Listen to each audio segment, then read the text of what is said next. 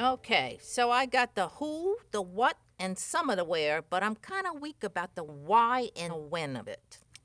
There have always been poor people, and there have always been rich people. The new idea is that there are people in the middle. And the Yeah. newest idea is that poor people are everyone's responsibility. Yeah, can you take that one step at a time? Oh, maybe I can shed some light on this.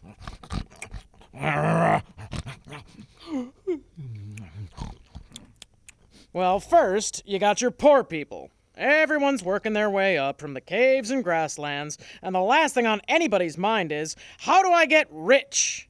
Mostly they're thinking, how do I kill that giraffe tonight so we can have burgers? You've got the spirit of the thing. Keep going. Right. Then one guy, a smart guy, figures he doesn't need to kill the giraffe, he just wants the meat. First to eat, then to trade. He works out his supply chain, builds his customer base, and guess what? He's not poor anymore. But everyone else? Well, they're roaming around, setting up farms, selling their stuff too, and buying his, gorilla burgers. So he gets rich. Actually, the first rich guy in the world made his fortune selling hippopotamus TV dinners.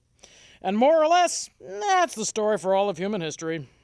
Except some people were poor. Well, yeah, they were the ones who were left behind.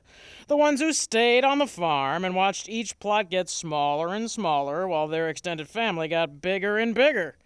And then, there's also drought and stuff like that. Oh, not sure I would have explained it quite that way, but... But I get it. That's the start of the story. The poor people stayed at the bottom, but everyone else moved up the ladder. Not everyone was motivated. Not everyone could hold their liquor or hold down a job. Accidents were common, so people lost their limbs, their eyes, or worse. There were no viable system of law or law enforcement, so people got robbed a lot and ended up losing a lot of money. There was no secure financial system, so it was easy for anyone to end up in debtor's prison. Or the poorhouse. Or the almshouse. Nobody knew whether poor people were sick, lazy, stupid, or what. So they warehoused them and made them work. Like in the Charles Dickens novels. Thanks, Fierce. Yeah, right, whatever.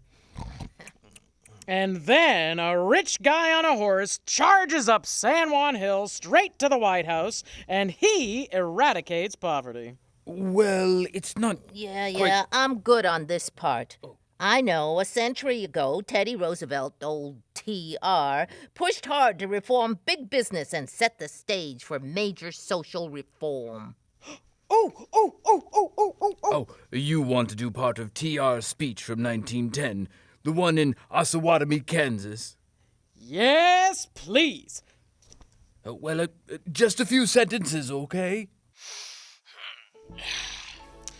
No man can be a good citizen unless he has a wage more than sufficient to cover the bare cost of living and hours of labor short enough so that after his day's work is done, he will have time and energy to bear his share in the management of the community, to help in carrying the general load.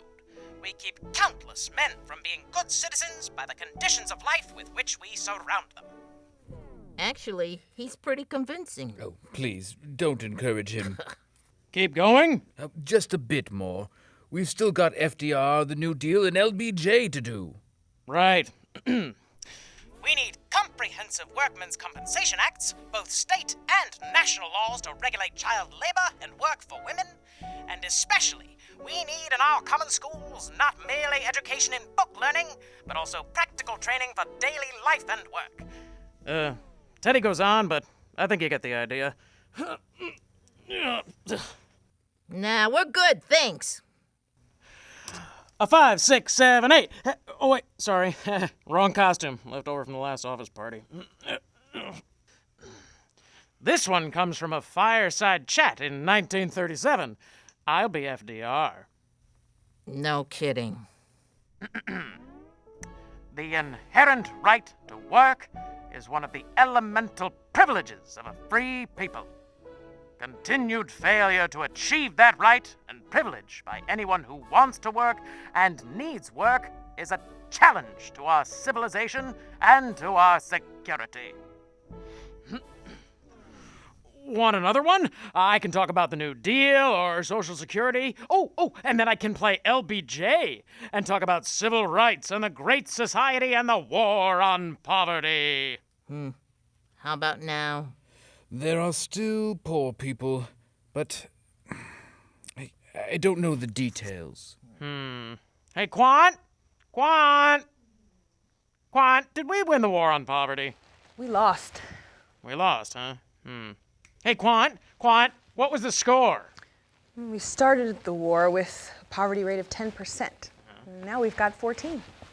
Not good, not good. 10% in what? 1968? Huh? And 10% of what? 200 million people? Now it's what? 14% of 320 million people. Huh? What is the opposite of progress? What? Congress! Ha! I knew you knew I was gonna say that. That's a great old joke.